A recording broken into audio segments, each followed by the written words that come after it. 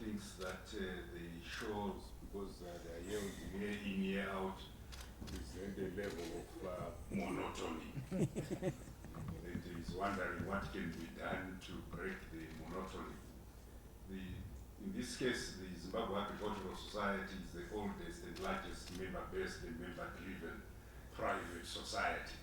It is not a government institution. However, what we gather from them is that because they have a unique theme every year, and on which they then encourage exhibitors to align them by changing these themes, they also expect that the slanted focus of the exhibitions are similarly slanted towards that theme and providing the variety that is required.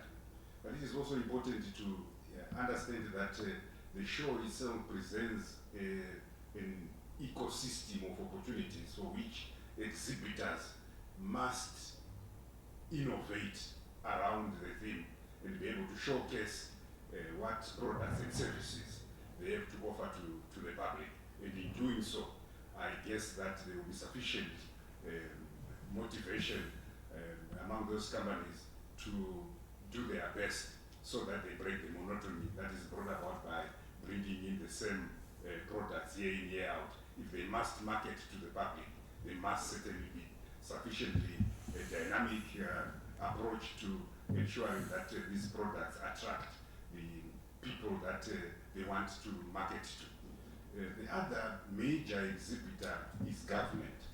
And I think that government departments, and we've been meeting under the auspices of the OPC to try and highlight progress with the implementation of Vision 2030.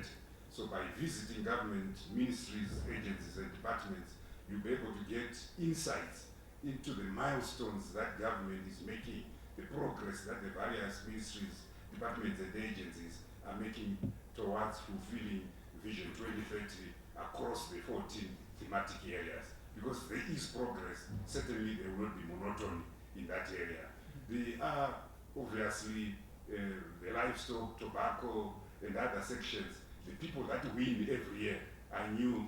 These are competitions that are happening. So my expectation is that although the naming remains the monotony, but the displays, there will be a wondrous display of artifacts and products and services so that everyone will be captivated to come there. If there are any additional ideas about how this private, member-based, member-led organization can assist, I'm sure the Zimbabwe Agricultural Society would welcome these views and will be able to transmit these to them. When I visited, I interacted with the Zimbabwe Agricultural Society, and we highlighted, among other issues, how we'll be able to widen not just the business side of things, but also bring entertainment for even the young ones so that we can begin to induct them into liking agriculture. So I know that there are fireworks, there are artists, and much more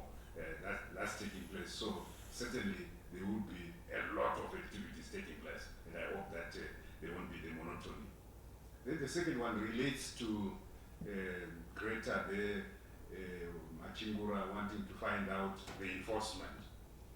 That I think if we stood back and said, when we started in 2018 and 2021, when we said alluvial mining can proceed, but proceed on select rivers so that we can see progress, and that would inform policy on the way forward.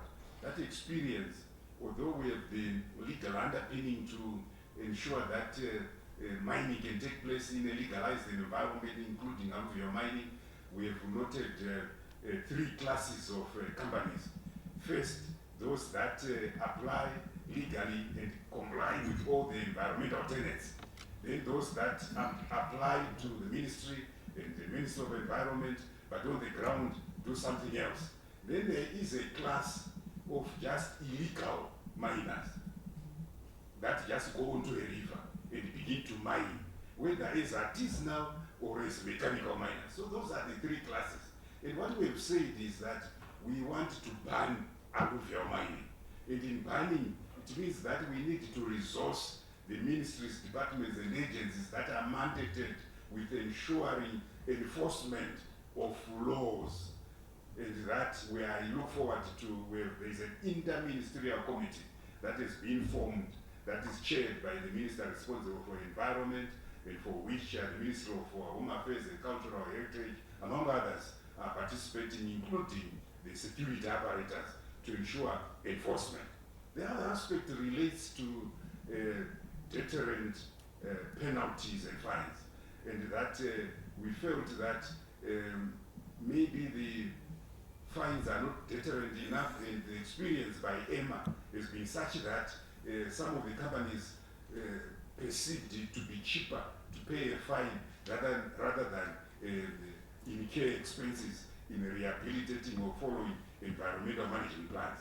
It was felt that this degradation of ecosystems of rivers, biological, chemical, and physical pollution of rivers was tantamount to environmental theft, and therefore this ought to be equated to livestock theft if such a crime occurs. So deterrent sentences, including forfeiture of equipment to the state by anyone involved in this, were some of the issues that were mooted. But this committee that has been put in place, we're covering all ministries, departments, and agencies that are relevant to ensuring compliance and enforcement, will be armed with sufficient teeth to enable them to stop all the illegalities. And those that are conducting alluvial mining must stay on that now this has been banned, and official communication is coming through the relevant channels, and the agencies have sufficient teeth to implement, and the state apparatus